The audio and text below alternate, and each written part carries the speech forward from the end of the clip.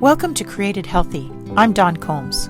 It's a common idea that God gave us everything we need in nature, but do we believe it enough to walk that out in truth?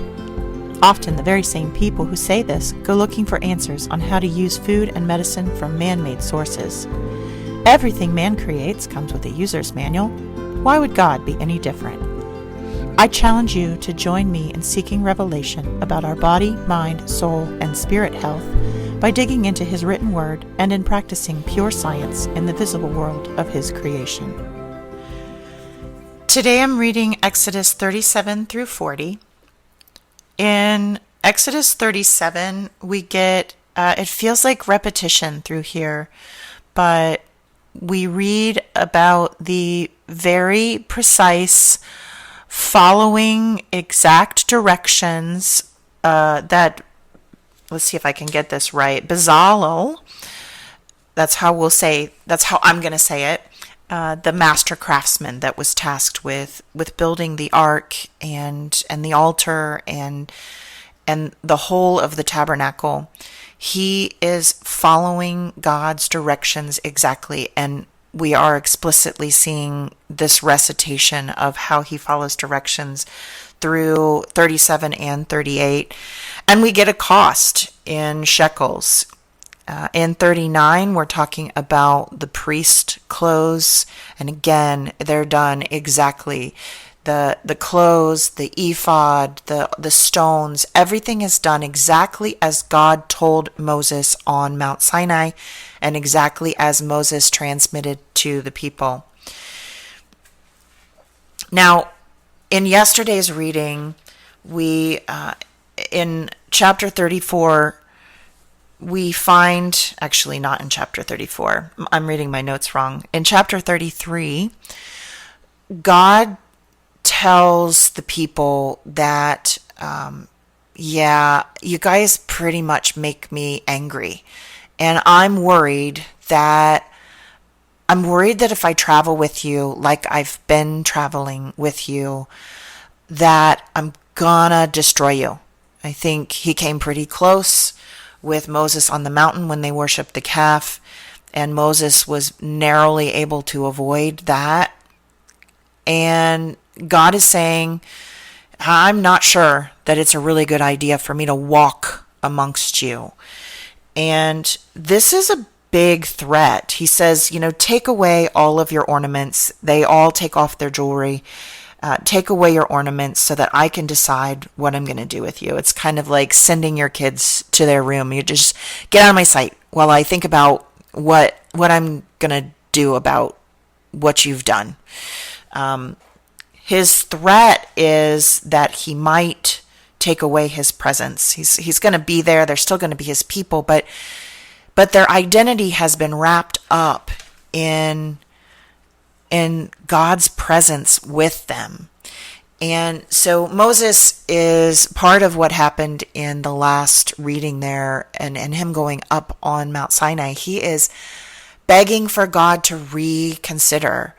If you find favor in me, God, please don't take away your presence from your people. We need you. We are wrapped up in you. Everywhere we go is your presence is what everybody sees, and it's how we're known. So we see the tabernacle completed here in 39, and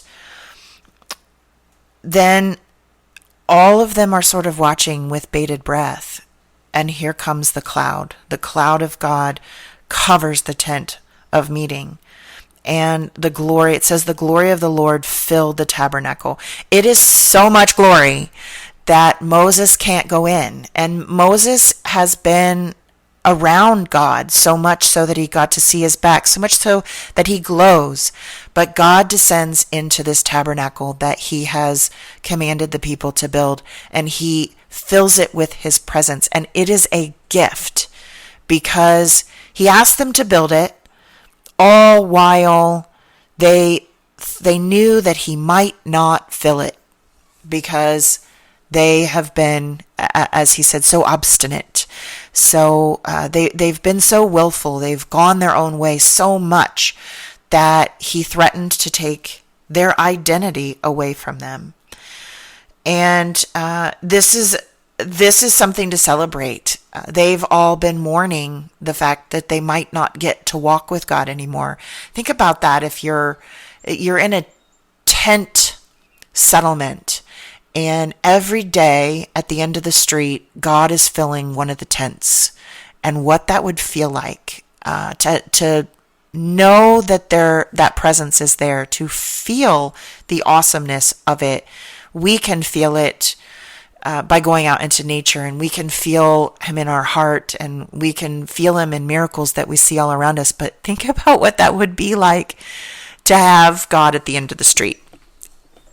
So the scripture tells us here that from then on, when the cloud was lifted up, it was Israel's, it was their sign that it was time for them to move again and to keep journeying. And when the cloud settled, it was time to stay still for a little bit.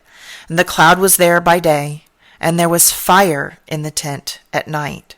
So they all could see. They could see a physical presence. So much of our world wants to deny the presence of God because they can't see him. And the Israelites had the blessing of having him at the end of their street. They saw him as a presence of a cloud by day, and they saw him by fire at night, and he was there. And as they traveled around, when they came into a new neighborhood, they were traveling with a cloud and fire, and they were known. This huge group of people, oh, here comes the Israelites. They were known by God's presence. And so that blessing is something that we can have in a small measure. We are meant to live so that our identity is the presence of God with us. The same way that the Israelites were. Their identity was the presence of God with them. And we can show that today. He shines out through us.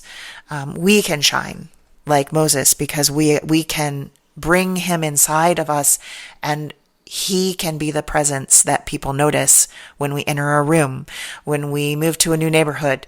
And it is a blessing for us to be able to have that nearness.